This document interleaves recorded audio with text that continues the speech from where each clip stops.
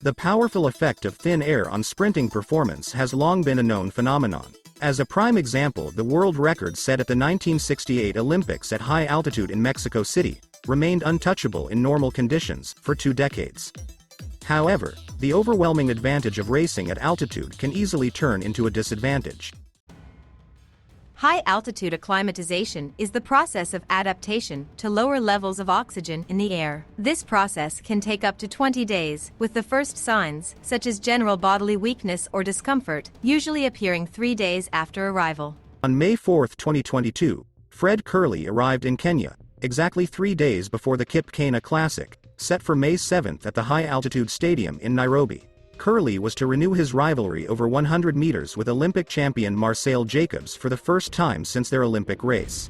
But to the dismay of the fans, the Italian was forced to withdraw from the race after suffering food poisoning.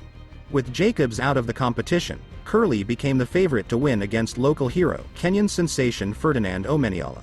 If I get a good start, then I don't think there's anybody who'll catch me.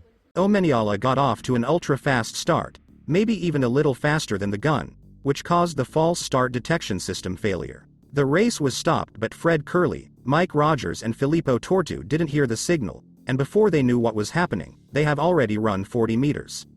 After a short technical pause, when the system malfunction was fixed, the race continued. It should be noted that at altitude the recovery time is much longer due to a lack of oxygen. Accustomed to training at sea level with an abundance of oxygen in the air, Kerley needed at least 6 minutes for full recovery after the unexpected 40-meter dash. But instead, 3 minutes later he was in the starting blocks. Omanyala got out fast again and led the race, with Kerley trailing behind in a desperate attempt to catch him. Halfway through, Kerley managed to level the race, but his legs didn't obey his command, as Omanyala pulled ahead to victory. Rogers and Tortu also finished with explicable results. It was a good, nice competition. On to the next one.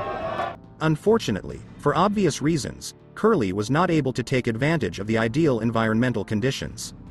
His time of 9.92 seconds translates to 10.06 at sea level, which is way off his actual form. In the same conditions with a tailwind of 2 meters per second and an altitude of 1,609 meters above sea level, Usain Bolt would have run 9:45. What's more, to break Bolt's world record in these conditions, you have to have only 970 in your legs. According to Kerley's training tests, he is capable of running that fast. However, running fast in training isn't the same as running in a championship race. Marcell also noted that he had blistering speeds in training, but he couldn't replicate them in big races. For this reason, in September 2020 he agreed with a mental coach to work in depth on his fears and ghosts. Only then did he learn how to realize his full potential.